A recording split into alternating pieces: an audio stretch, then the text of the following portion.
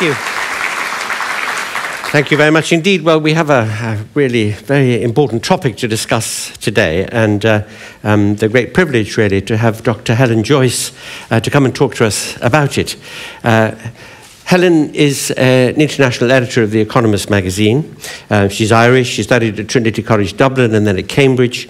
And for a number of years, she was involved in public understanding of mathematics and statistics. So she does know whereof she speaks. She spent some years in Brazil as the Brazil editor, the bureau chief of the Economist there. And since getting back into the rest of the world as an international editor for The Economist. She's been, of course, covering a large number of topics. She was education correspondent of The Economist for a while also. But just recently, with some colleagues at The Economist, she wrote a very important editorial positioning The Economist in favour of physician-assisted or doctor-assisted dying. Now, I have to declare an interest. I am myself a patron of Dignity in Dying, which is an organisation in the UK that used to be called the Voluntary Euthanasia Society, and was involved in drafting a bill for Parliament, which is an ancestor of the bill that's before the UK Parliament at the moment, and just about to be discussed there too. This is a very, very emotive issue. It's a very important one. And I know that people who've had experience of loved ones who have suffered tremendously at the end of lives will have competing views, different views about what should be done, what should be allowed, what we should accord to people who have a desire, make a choice about what happens to them at the end of their lives. So there will be strong feelings in the audience, I know. And I think when we get to the question and answer session after Helen has spoken, we may see that registered in the kinds of questions that are asked. But could I please ask you one thing, and that is to remember what you've just seen about asking questions. It's very tempting, especially with an emotional subject like this, to report personal experiences and to talk at some length about the reasons why one holds the view that one does. But this is an opportunity to put to the test an argument in favour of assisted dying. So please do take that opportunity. So my very great pleasure indeed to introduce to you Dr. Helen Joyce.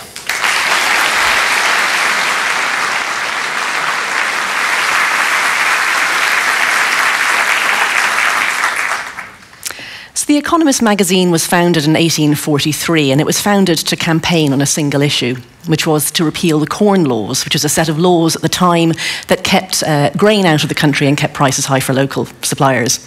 And 3 years later, those laws were repealed. We didn't just shut up shop and go and do something else. The magazine kept going, and it kept campaigning.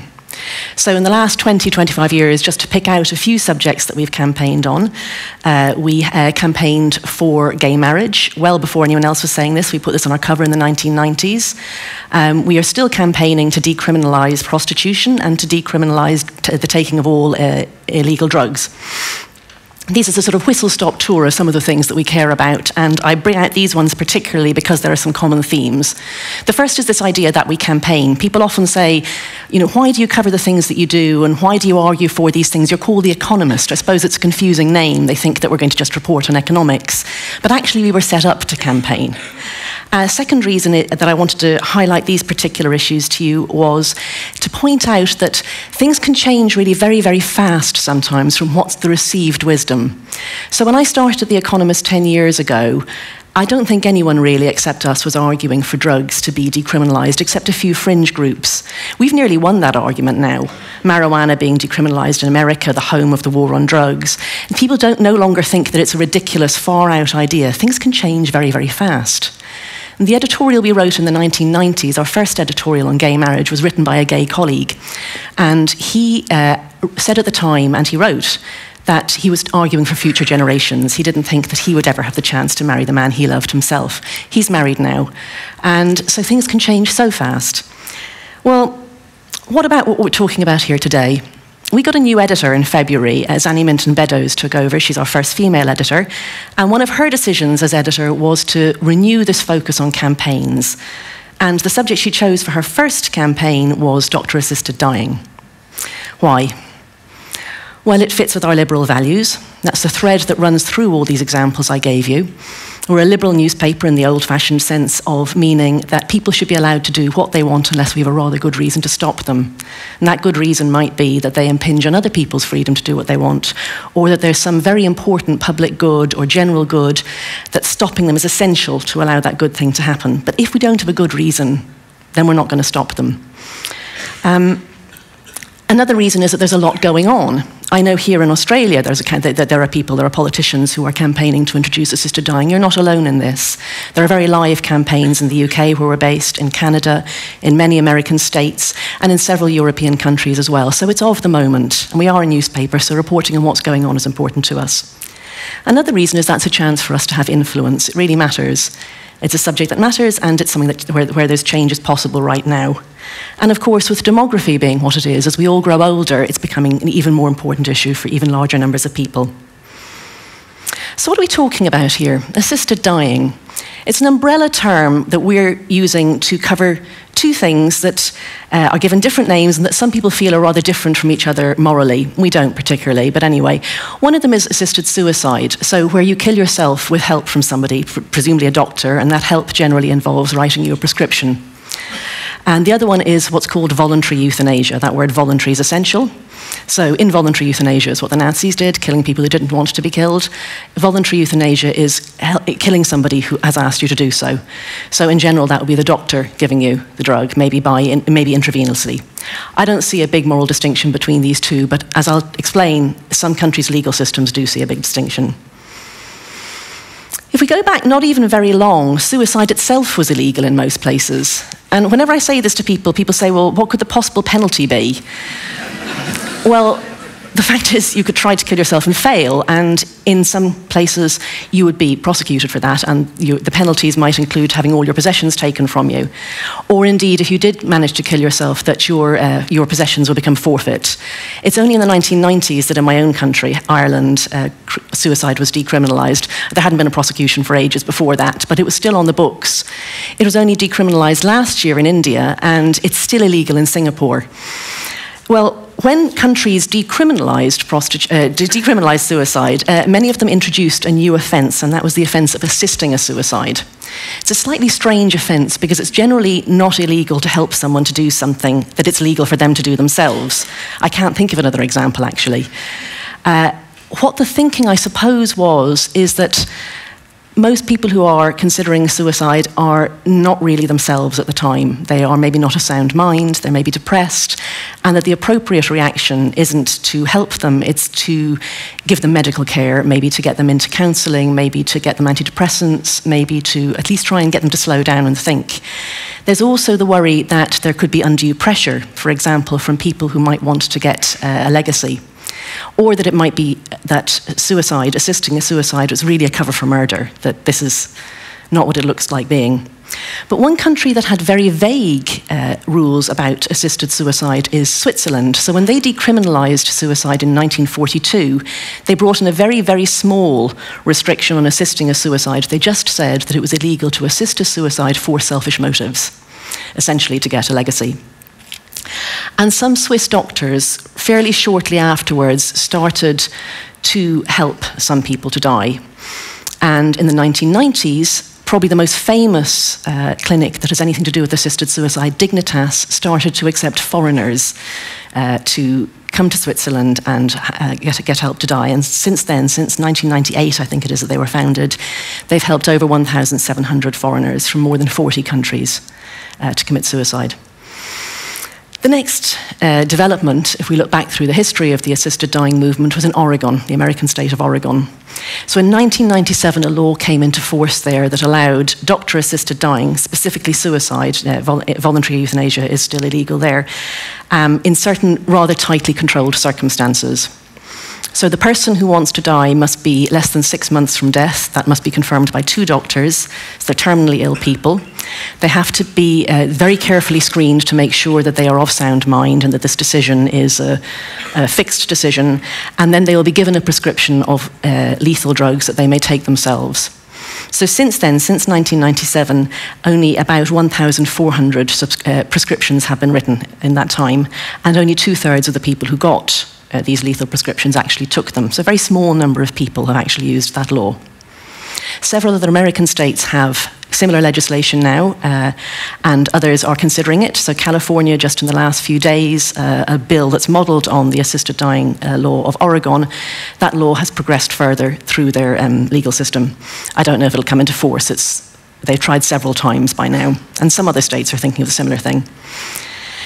Now, in the Netherlands, since the 1970s, even though assisting a suicide has been illegal there, they have had a sort of a strange approach, which is very Dutch, which is that even though it's illegal, they're going to tolerate it. This is exactly what they did with marijuana, by the way. It was illegal but tolerated there for decades before they actually changed the law. So there were a lot of campaigning doctors who tested the boundaries of what was legal, and then in 2002 they finally actually wrote a law. And their law goes an awful lot further than Oregon's does. For a start, you don't actually have to be terminally ill. You may be suffering in other ways. You don't have to be able to take the medicine yourself. In Oregon, you do. And interestingly, the large majority of people using the law in the Netherlands ask the doctor to give them the drug intravenously rather than taking the medicine themselves. Belgium introduced a very similar law the following year, and it's moved very fast to extend the boundaries even further than the Netherlands has. Last year, they actually abolished the lower age limit entirely. So now there is no one who's too young for this law to apply to them. So what do we know now? We've had assisted dying laws of different sorts on the books in several different countries for up to 20 years, in Switzerland's case, much longer. The first thing to say is that it's not very much used. So as I said, in Oregon, only about 1,000 people have taken this sort of drugs in the 20 years nearly since the law was passed. And since it was meant to be something that was helping people to die, if that's what they wanted, that's really a rather small number and suggests that perhaps the law is rather overly tightly defined. In Belgium, so Belgium's a country of two parts, like there's a French-speaking part and a Dutch-speaking part, and the Dutch-speaking part is culturally much more similar to the Netherlands. In that part of Belgium, actually 5% of deaths are now assisted suicide or voluntary euthanasia. I've heard this number quoted as if it's really rather large. I don't think it is. I mean, dying is something that we all do, and for most of us, the end is not very sudden. So 5% doesn't strike me as something that you would feel, if you decided that this is an okay way to allow people to die, do you think 5% is a lot? But I'd be interested in hearing what you think. The next thing is that it's mostly about terminal cancer. Even in the Netherlands and in Belgium, where the law is open to people who aren't even actually terminally ill, it's generally used by people who are close to death, and it's generally cancer. And then the next thing that's interesting to say is that it's not actually about pain, especially if you haven't got this sort of law on the statute books in your own country, or if you haven't given it a great deal of thought. You think that this is about agony, terminal agonies. Well, we have got a lot of medication that can control pain, even very great pain towards the end. It's not always used as well as it may be. There are people who die in a great deal of pain. But actually, that's not the reason that's cited in any of the countries, mostly. It's what you might call existential suffering, is what people talk about. So people say that they feel they've had their lives are over, and there's just a bit at the end that they now have to get through, and they don't want to. It's a bit where they're maybe lonely, where they feel pointless. They may have feelings of helplessness, of lack of control, lack of dignity. If you are extremely ill, if you are close to death, I'm sure I'm not the only person here who has been close to somebody who's died. Most of us will have been. You'll know that it's not just pain that people suffer from. So they suffer from knowing the situation, but they also suffer from many, many other indignities like constant exhaustion, or not being able to control their bodily functions, or having permanently lost their appetite, or being unable to just generally do anything, move.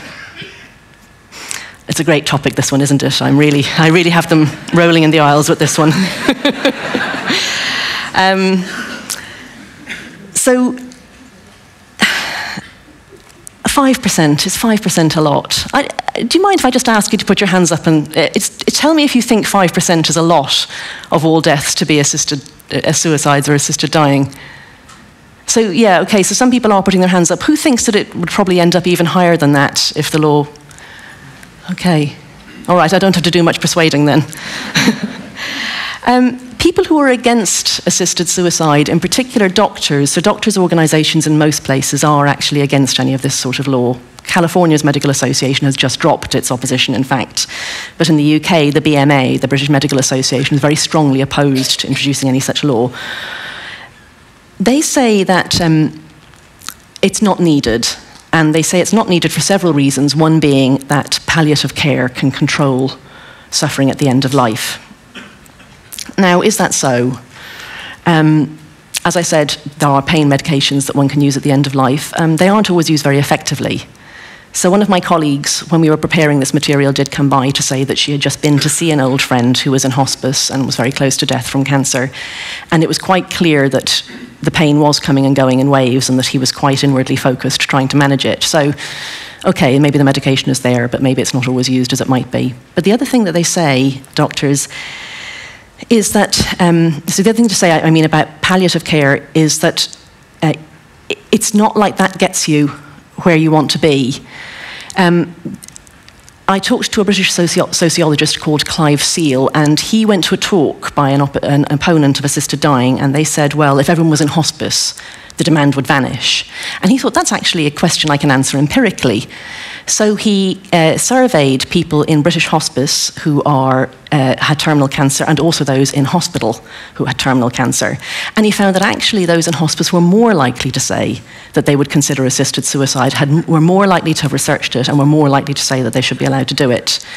And that's a very unexpected result. And why would that be?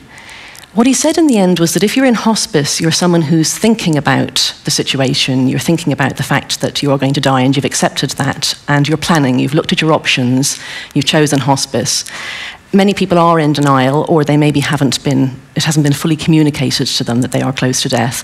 Those are the people who aren't going to think of assisted suicide. So it's not the case, if you hear it said that palliative care and hospice can take away the demand for assisted suicide, that's not actually true. 5%, the other reason that I don't think 5% is very high is that doctors actually act all the time to hasten death. There's a wide range of ways they do that. One way is by withholding or withdrawing life-sustaining treatment. That may be very aggressive treatment, for example, if you're someone who's on a ventilator, or it may be actually food and drink towards the end of life are withheld. Second reason is that pain management, when the pain is very intense, can shorten life too. And correctly, doctors generally prioritise the management of the pain rather than the extension of the life. And the third reason is that in the last 10 or 15 years, a thing called terminal sedation has become much, much more commonly used. Towards the end of life, people aren't only in pain, they can sometimes be very distressed and unable to communicate what it is they want, and confused. And it can come to the stage that there's really nothing much you can do for them except to calm them right down with sedative.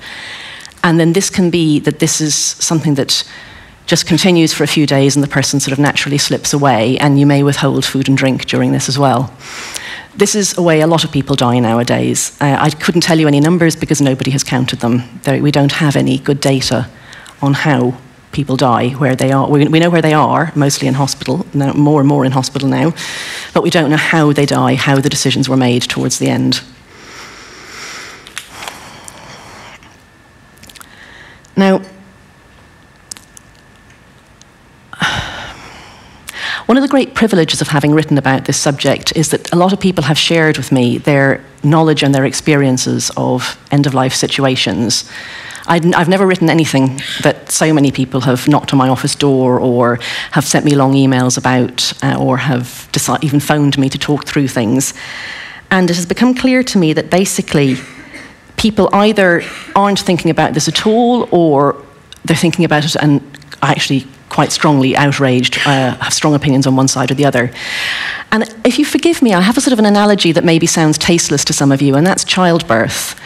If you go back about a century, in Britain anyway, and I'm sure in a lot of other countries, you didn't talk about what childbirth was like.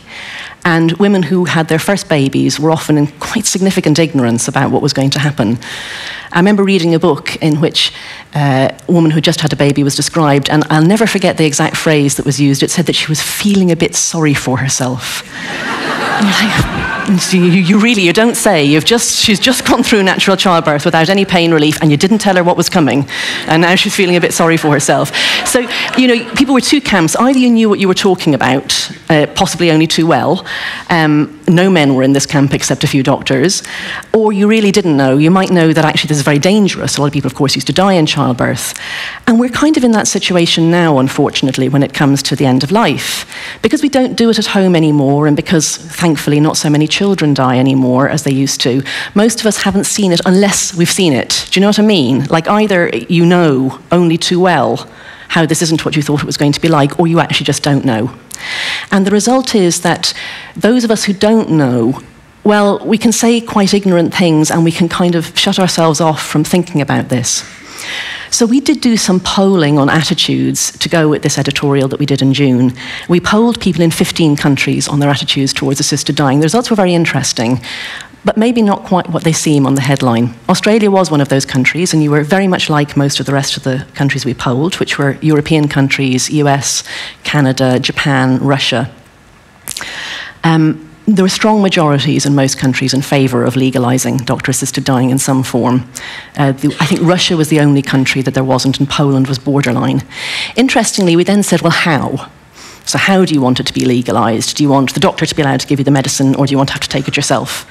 And about up to 10% of all people went no, neither of those. It's like, well, you've just said you wanted to legalise it, you don't want to do it anyway.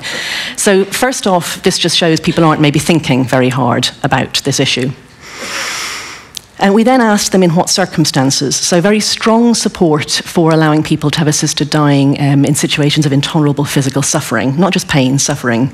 And then that support drops away when you talk about people who are under 18, and the younger you go, the more. The support drops off, or people who are suffering mentally. I want to address three specific questions that I think, and that I know from experience from the things that people have come and talked to me about, three specific questions that I know people find very hard. And one of them is this question of children, and one of them is the question of mental suffering, and the third question I want to really look at specifically is whether allowing assisted dying in some form devalues what we might call difficult lives. So difficult lives meaning people who are disabled in some way. Are we saying that they're in some way less worthwhile human beings? I'll take them in this order. I think I'm going to talk about children first. So it seems that when those of us, the population at large, are asked, do you think doctors should be allowed to help you die in some circumstances, people would sort of reflexively mostly say yes. And I was talking about this just yesterday to somebody here. It's like the way many of us sort of reflexively say, oh, I don't want to have to go into a nursing home, or I don't want to die in hospital, just shoot me. I don't know if you've ever said that, but people really do say that. Or they say, I just want to be put down like a dog or something. They really do say this. I'm not making this up. I think that's showing, A, that the starting point is that people don't have an instinctive feeling that you shouldn't have control over this aspect of your lives, but B, that they're not thinking very hard, and C, that they don't want to. I mean, the fact is, no one is going to shoot you. No one is going to put you down when it comes to it. You may well die in hospital. You may well go into a nursing home. We all know this when we think about it, because we see what happens when we look around us. And we don't want it. People don't want to die in hospital. They don't want to go into a nursing home, and they don't want the end of their lives to be very drawn out. But we feel powerless to stop it, and we don't know what to do about it, so we just don't talk about it and we don't think about it. We sort of cut it off by saying, oh, just put me down. And then on we go. Well, when it comes to kids, it's the other way around. Our reflexive, instinctive thing to say is, no, of course not. That's a terrible thing. How could you even think of shortening a child's life? It's the most awful thing. Well, the reason you might think about it is because children also suffer and die. And we all know this too. We just very badly don't want to think about it. I think the best thing about living now and not living a century ago is that very few children die. And there's literally nothing that development means that's more important than that. Sadly, a few still do. So children do get cancer, and they do die, and they do suffer. And if we say that in that situation we would be willing to allow an adult to shorten the last few weeks, the last few days, I cannot see why we would stop a child from doing that. People say, well, how would you decide they're children? Well, the fact is that when children are very, very ill and when they're dying, extremely difficult decisions already have to be made. Any child who's terminally ill, the decisions that have to be made already will have included when to stop trying treatments that have no chance of success or very little chance of success. They may have included deciding whether to try an amputation to see if that'll stop the spread of an illness. All of these things will already have had to be decided, and we know, if you're a paediatrician, if you work in this end-of-life care for children, you already have a procedure for doing this. Things are decided between the children, the parent, and the doctor. They're decided on evidence. They're decided in discussion. Depending on the child's age or the situation of the parents, different weights are given to different people's opinions. I just don't see that there is a bright line between those already extremely difficult decisions and this last one. But the rest of us don't want to think about this because we're so lucky we don't have to. That's why I would argue for any law on assisted dying not to have a lower age limit, but I would of course say that the child had to be terminally ill. I'll explain why I wouldn't make that restriction for adults and why I would for children. So the second one is this idea of mental suffering. Clearly people from the polling results are very, very uncomfortable with the idea of allowing doctor-assisted dying for people who are suffering mentally rather than physically. I think there's a lot of reasons for that, and some of them are rather good ones. I think the good reason is that, again, one thing we all know, and maybe we've started to talk about more recently, but still don't talk about enough, is a lot of people will go through a depressive patch at some point in their lives. Depression's really common. And most of us who go through depression, we come out of it and we're glad to be alive again. And most people who try to kill themselves and fail are glad they failed and don't try again. So what we're afraid of is normalizing suicide in any way or helping people to do something that if they could just have been helped to just cope for a little bit longer, they'd have come out the other end and they'd be glad that we'd helped them. This is very hard to answer. I mean, these are good points, genuinely. You do not want people at the very low point of something that's going to turn around, making a decision that obviously is one they can't reverse. And you don't want to normalize the idea that suicide is just, something that you might consider doing, or that it's even brave, or that people who are suicidal or depressed often say they're a burden on other people. You don't want them to think that being a burden means you should get rid of yourself and not be that burden anymore. But then on the other hand, if you're suffering physically but not suffering mentally, I'm not even sure what that means. And suffering is mental. If you're not suffering mentally, you're not suffering. It's something that's experienced, it's something that's lived.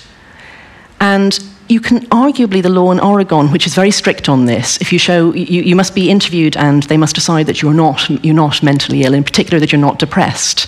If you're depressed, they won't give you the medication. And a lot of people are turned away on this ground. So there's this strange situation whereby if you're terminally ill, probably with cancer, that's what most of the people who use the law in Oregon are, but you're coping unbelievably well, and you're able to be really cheerful when you're interviewed by the doctor, they'll give you the medication. But if this is the moment at which you realise that everything, that your life wasn't what you'd hoped it to be, that now it's over, and you sink into just despair, they won't give you the medication. So, again, I'd be very interested in hearing what you think about this. Do you think that it's possible? I do, but do you think it's possible to draw a law, to draw the boundaries, or to have procedures for a law that doesn't in any way normalise suicide for people who are in a transient state of suffering, but not lock out people who are in, I think, what must be the most appalling situation, to be terminally ill and to feel despair, and to be turned away because you feel despair? It's a good point, I think, here to address two issues that came up when I was doing my reporting and when I was talking to colleagues about all of this. And the first one is why doctors? Why doctors we want to help? And the second one is why suffering at all? Why are we talking about suffering here?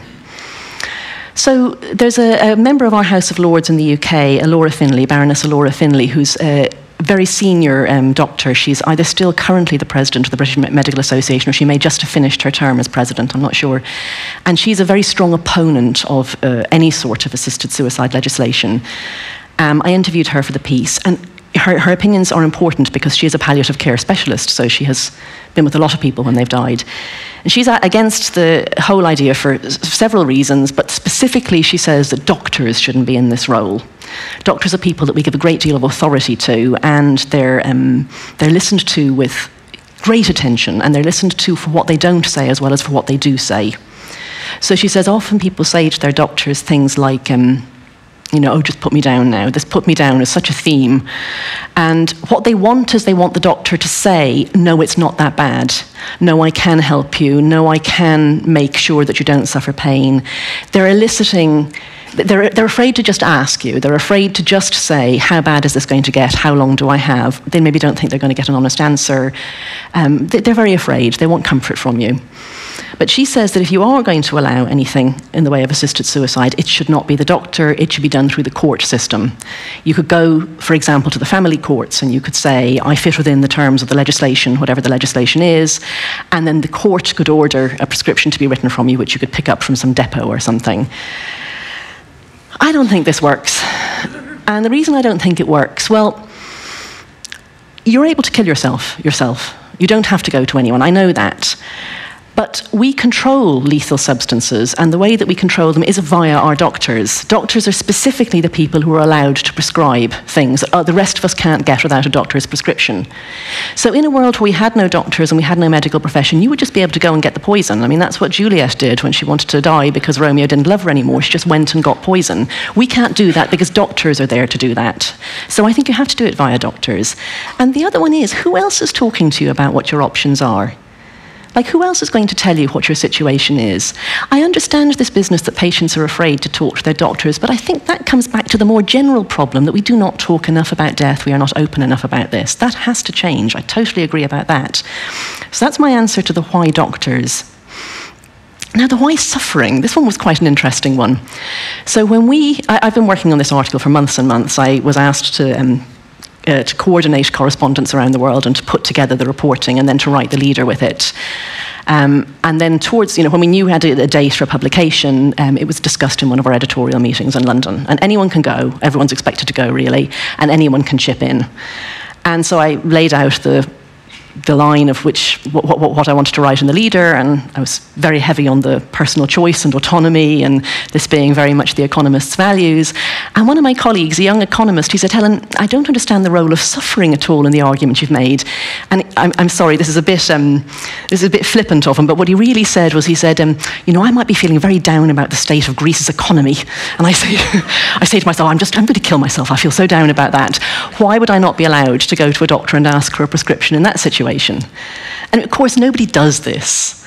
It's a hypothetical, but it actually gave me pause, and I thought, I'm not sure what the role for suffering is in this argument, or what the role for suffering is in the legislation. I mean, yes, people are going to use this because they're suffering, but why do we need to say that? And I came back to him afterwards, having thought about it, and I said, totally apart from the argument that the people who will use this are the people who are suffering, it's that we have said, yes, you can kill yourself. We got rid of these laws that say suicide is a criminal act.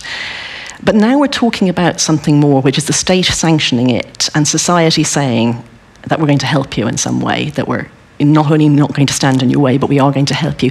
We do have a right to say in what circumstances we're willing to do that. And we do have a right to write in the legislation what we think is sort of reasonable or natural here. And also, this issue of not normalising suicide or making it more likely that people who are in transient states of despair will use the legislation. I think by writing the law, you can help to frame that understanding. It was an interesting question, though. Some clever colleagues.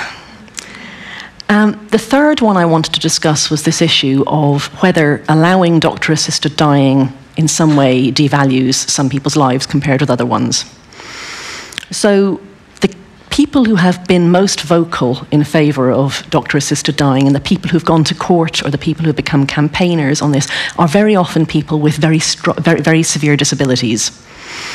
That's not who uses the legislation most. That's really about terminal cancer. But the most heart-rending cases are people, for example, with motor neurone disease. And these are people who can see ahead of them, who know that their condition is going to deteriorate. Mentally, they're still going to be fine, but a point is going to come when they are completely physically disabled, paralysed from the neck down, possibly unable to speak, and that then they will die rather slowly over some time after this. And they know if they wait, they're not going to be able to do anything about it themselves.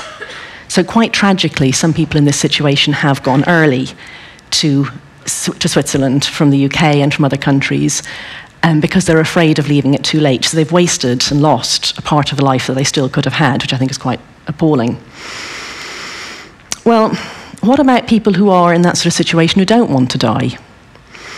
If we write down in the law any sort of set of conditions in which we think it would be reasonable to help you, and we write down, that your life is very difficult, that you're severely physically disabled or something, are we saying, yeah, we know why someone like that would want to die. That is a lesser life. And where, if you are paralysed, we will help you to die. If you're not paralysed, we won't. Are we, by doing that, saying that paralysed people are less valuable in some sense? And some people feel like that. They feel very strongly. In particular, a lot of disabled organisations campaign against any assisted dying laws, and that's exactly the argument that they use, that it's lessening their value. It's saying that they're less worthwhile people. Against that, interestingly, a lot of disabled people totally disagree. So we didn't poll separately for disabled people, but some countries have asked disabled people specifically as a subgroup within people more generally what they think, and they don't find there's lesser support. And some rather high-profile disabled people themselves have spoken out on this, and Stephen Hawking being an example. So he rather recently said that to keep someone alive against their wishes seems to me to be the ultimate indignity. And that was his take on it. He says he doesn't want to kill himself now. He's got plenty of physics still to do. But that if he runs out of ideas and feels like there's nothing left for him, he could really imagine that. I had the great privilege of interviewing a man called Stephen Fletcher for this article. He's a Canadian MP. And 19 years ago, he had what he calls his quintessentially Canadian accident. When he was 23, his car ran into a moose and he broke his neck. And he was for several months unable to even breathe unaided, unable to speak, unable to communicate except by blinking. He is now able to breathe and he's able to speak, but he is still paralysed from the neck down. Since he had his accident, he became an MP. He became a minister. He was transport minister for a couple of years in Canada, and he has campaigned for assisted dying. He has been putting forward a private member's bill. I think it's out of time now, but Canada's actually going to have assisted dying quite soon anyway because of a Supreme Court decision. So his point was that he looks back at those first terrible months when he was completely unable to do anything, even breathe, or unaided. And that's the situation that somebody with motor neurone disease knows is ahead of them. And he still had hope. He was told that there was hope that it would improve, and in fact it did. But if he'd had no hope, he didn't go so far as to say that he would definitely have used it, but he said he should have had the option. That option should have been there for him. So different people in the same circumstances who make profoundly different decisions. I don't think any of us know what we'd do if we were in that situation. I mean, I've asked quite a lot of people, I've told quite a lot of people Stephen Fletcher's story, and most people say, oh, I'd want to die. Actually, they're wrong. It's amazing. We know from people who have had very life-threatening injuries that have drastically changed their physical level of ability.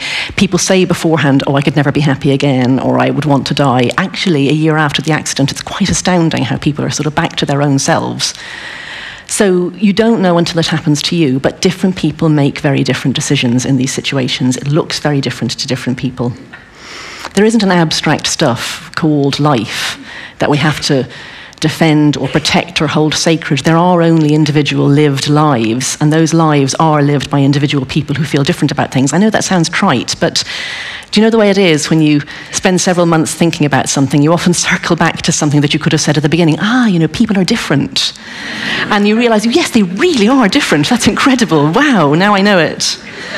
So I'm glad I'm getting you to laugh still at the end of this talk. I think that really is a great thing I've managed to do there. So I'm going to tell you a really down story now.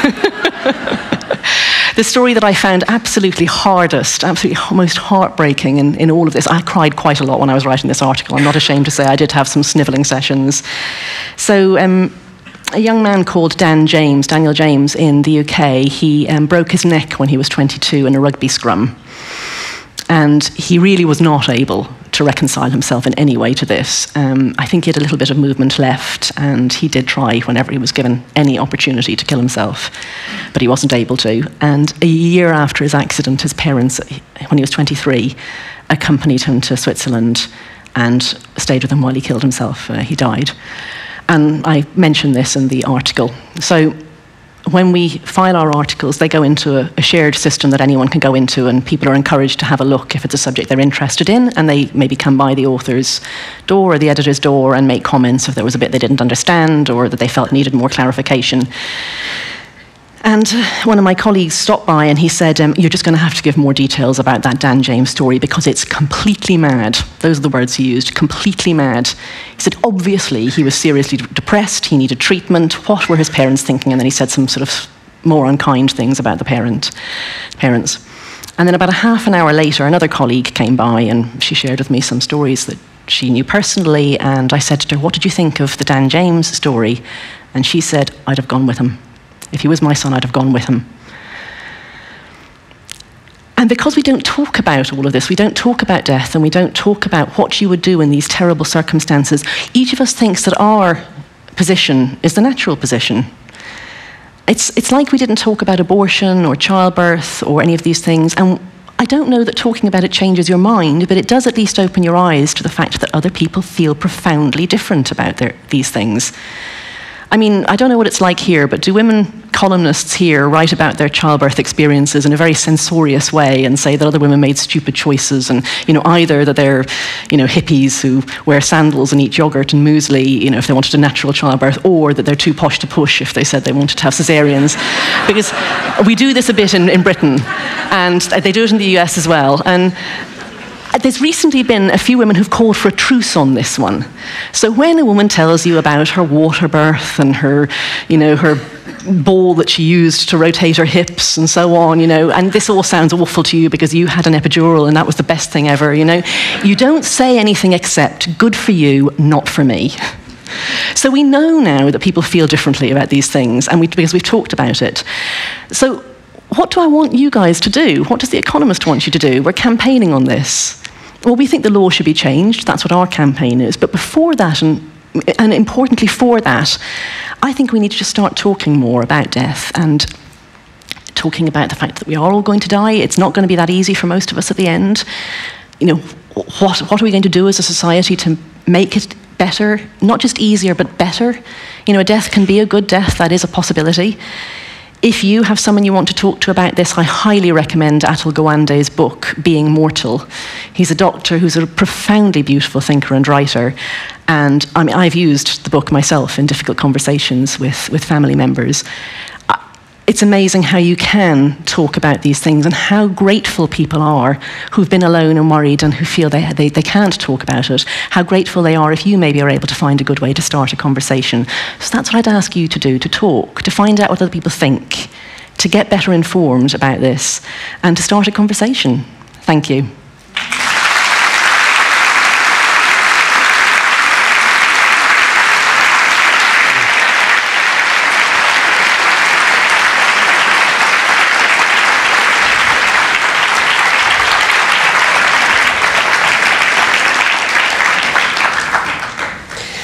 Thank you very much indeed for that, Helen. Thank you. For me, the whole issue is one about compassion for people who are suffering and about respect for the autonomy of individuals, and of course the desire that one might have oneself for the option, at least later on. So these are very important points. Now, this is going to be an opportunity for the audience to ask you some questions about this, but I'll kick off with one. And I should just mention to people, by the way, that there are microphones down at the front. If you'd like to ask a question, please come down and form a little queue at the microphones. There are many, many things to talk about, but one thing that rather interests me is the attitude of medical professionals to this. You mentioned the fact that the BMA in the UK is opposed to it. One comment and one question. The comment is, why isn't it open to us to include in this debate the suggestion that there should be a medical specialism, such that perhaps an anesthesiology might have a subspecialism of what you might call thanatology, let's say, so that the great majority of people working in medicine can continue to dedicate themselves to caring or to curing whenever possible, and not to be involved in this, so that it would be a matter of conscience and there could be a specialism. That might be one solution to that problem. But the question is this: shouldn't we say, let us have a moratorium on, or a kind of retrospective amnesty on medical professionals who have helped people to die in the past, so that we can find out exactly what proportion of deaths in hospital have been the result of some intervention, some conscious assistance to people who really are suffering, because it may well be above the 5% that you mentioned. I'm sure it is. I don't know that doctors are honest always even to themselves, and that's no insult on doctors. All of us, the way we remember what we did and the choices that we made, we maybe don't remember so accurately that, we maybe are a little flattering to ourselves. And when something has been illegal, even if you say, and I'm now not going to prosecute it, I'm not sure you'd elicit terribly accurate memories. There have been some anonymous surveys of doctors, and even in countries where absolutely there's just no flexibility on this at all, there are always a few % of doctors who say that they have done it. And I mean, some of the practices that doctors do totally legally, totally ethically, within the boundaries of what they expect to do in their profession, we don't know about them, and we maybe aren't that comfortable about them, in fact. I'm not sure I would prefer, when it comes to the end for me, I'm not sure I'd prefer to be sort of, sedated because I have become so disturbed and so distressed, and then slip away without saying goodbye. But that's what doctors do in large numbers. That's what they help them to do. On the specialism, I'm sure it'll come to be the case that not all doctors are happy with this. But, when you have a doctor, that doctor is there for you. They're not there for themselves. They're there for you. That sounds a rather hard word to say, but I don't think that just referring somebody to somebody else is really the answer. I think that they need to be there for you, for what you want to do. Well, thank you for that. Well, let's start with microphone number 2. Thank you very much for an amazing speech. My question is a little bit from the point of view of the impact of suicide that goes so bad, and then the impact of the organisation, like the police and the medical profession that have to clean up after this, the more severe ways that people take their own lives. And did you look at anything in your studies around writing this article around what was the correlation for the introduction of an euthanasia or assisted suicide with a decrease in violent suicides, I guess? I tried. I looked to see what had been done, and I didn't find any figures that I thought were reliable. Suicide rates vary a lot around the world, and the thing that, as far as I know, they vary with most is the accessibility of guns. So that's such a confounding factor that anywhere that people can get hold of guns, they kill themselves more than places they don't. You're absolutely right, of course, that suicide is just the most atrocious impact on the professionals who deal with it and the families who are left behind. I don't know if it'll make it more likely or less. My instinct is that it would make it less likely, surely, and that it would allow people to maybe talk to their families beforehand, talk about their decisions, make these decisions jointly. I don't know. I don't think anyone can tell you they know, but thank you for the question. Microphone 1. Yeah. I was just wondering if you have experience with advanced care directives. It seems a lot of people are not particularly aware of that option until perhaps laws change anyway.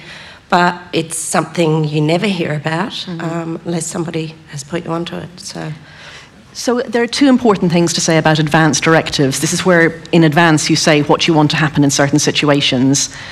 One is, I think they're a thoroughly good thing, and they're a good thing partly because they get you to think about these things in advance, to talk about them and not to be making a decision in ignorance, and maybe to explain what you want to the people around you. And in this, this culture where we all pretend that we're immortal, that's already a good thing to break that. But the other one is actually, you don't know until it happens to you in a lot of circumstances. So I think sadly a lot of us would write, and if I'm paralysed, I want to die. Actually, you probably wouldn't. So they don't answer everything. Thank you for that. There's a long queue on that mic, so I'll take another one from there first. Go on. Thank you for your talk. My question regards mental illness. You addressed depression, but I was wondering if you had any comment on other mental illnesses such as schizophrenia, which are generally not transient and can cause a huge amount of suffering. Should they be allowed access to assisted suicide? Thank you for asking me that for several reasons, the main one being that I meant to mention this, so thank you. I think that we simply have to restrict this law to people who are competent to make the decision. It's not that you couldn't want to die and be suffering so much that we could understand that decision and not be competent to make the decision. That's possible. I just think we can't do it any other way. It must be that if you were to use this sort of law, you are competent to decide. Sadly, you probably won't be in the sort of situation that you're describing. So there's a suffering I can't touch and I can't help, and it's a terrible suffering too. Thank you. Very briefly, do you have a view about that? I have very mixed feelings about it. I think it's a very complicated situation because, like you say, they don't have the capacity necessarily to decide. But that said, the suffering that someone with schizophrenia can go through can be huge. So it's a complicated situation. Thank you. I'm completely in agreement. Mike, too. You mentioned there's broad public support for assisted suicide. I think in New South Wales a proposition was put up in the last year or two, and I think it was quite roundly knocked on the head in Parliament. If there's this broad support, but most states in Australia seem to be not interested in passing laws, what are the main roadblocks from getting a law passed, if you can comment sort of generally on that? Political cowardliness is the answer to that one.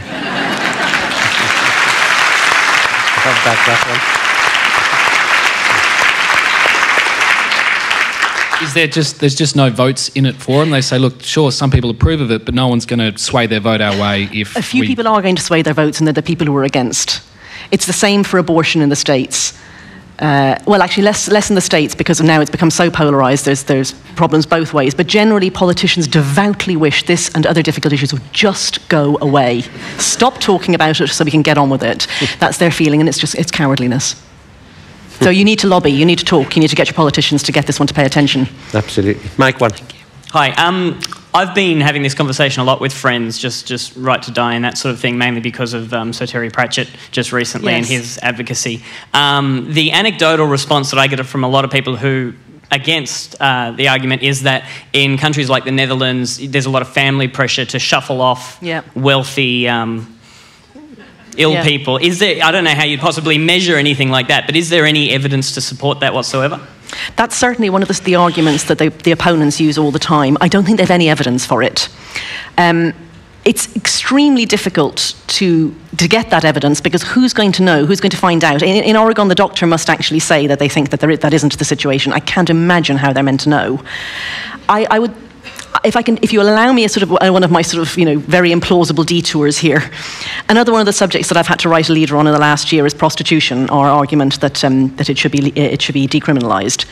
And people who are against decriminalising prostitution, they often say, but people are pushed into it by their terrible circumstances. This is very true. A lot of women who are prostitutes, the reason is because all their other options are even worse. And I stop and I think, well, if all their other options are worse, what on earth are you doing helping them by taking away what they've now decided is their best of their many terrible options?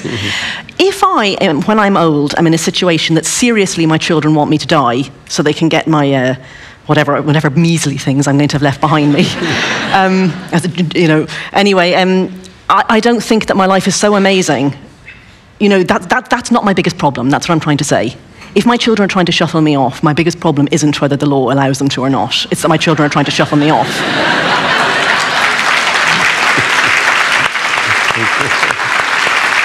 Because there's a long queue, I'm just going to... Next person. It's a bit like traffic lights, Hi there. Yes, part of my question's already been asked by someone from the other side. I'm Sarah Edelman, President of Dying with Dignity New South Wales, and prior to the New South Wales election, we actually polled New South Wales politicians throughout the state and asked for their view on voluntary assisted dying, and only 20% were willing to say that they were in favour and would support a view. And the fact is that most of these, or many of these people, would personally be affected in some way with loved ones and so on. We're just wondering, is there any way that we can get some of the people, particularly from the right side of politics, which are predominantly opposed to any sort of change in the law, to get them on side? It's a hard question. God, we could ask that about so many political issues, couldn't we? I mean, how do we get politicians to change their mind? When they in the end, they do tend to come around and they realise that they're on the losing side, don't they? Yeah, we have to organise, we have to talk, we have to say what we think. Politely, but clearly. Maybe we just need an overwhelming amount of public support and outcry on this issue to get them on side. We need to get organised and get knowledgeable about this. If Helen had an answer to the question that you asked her about any issue in our society, she could bottle it, sell it, and boy, she'd be rich. Then my children really would want to shuffle me off. Do you accept that the state has some role to play in regulating the end of human life? And if you accept that premise, what should the ideal nature of that role be? And through the state, the courts? That's such a big question, isn't it? Sorry, it's huge. Yeah. I'm going to have to just sort of answer in a narrow way, otherwise we could just have another entire event about this one, couldn't we? The state does have a role, and I mean that's a factual matter. For example, in just having controlled substances, the very idea that there are controlled substances means that we think that there are things that people shouldn't be just allowed free access to. We're hedged in many ways in our modern lives. It's what a society is. It's a collective endeavour that limits all of us for our better good in some ways. I think when it comes to these very personal matters that people feel so profoundly differently from each other about, for reasons that are rather hard to see from the outside, like why does one woman want a natural childbirth and another an epidural? Why is it so obvious to one person that you'd want the last bit of life, even if you were paralysed from the neck down, and so obvious to another that you wouldn't? Those are the moments when I think the state has to really step back as far as it can for everybody's safety. Yes, it can say that not if you're mentally incompetent, not if you're a child, not if we've reason to think that you're being pressured, but really should err on the side of stepping back, because people are just so different. I hope that helps as an answer. I'm sorry it was such a small answer to such a big question. Look, I'm terribly sorry, but it says 0 seconds left on the clock. Come and talk I'm to going me. I'm going to have to stop you. I'm sure Helen will be around. So do come and ask. Can I compliment you on some excellent questions? Yes. Thank you very much for that. And can I say to Helen? Thank you. And I just want to say to Helen that was a wonderfully lucid and cogent statement of the case, and thank you very much for it. Well, thank you for listening.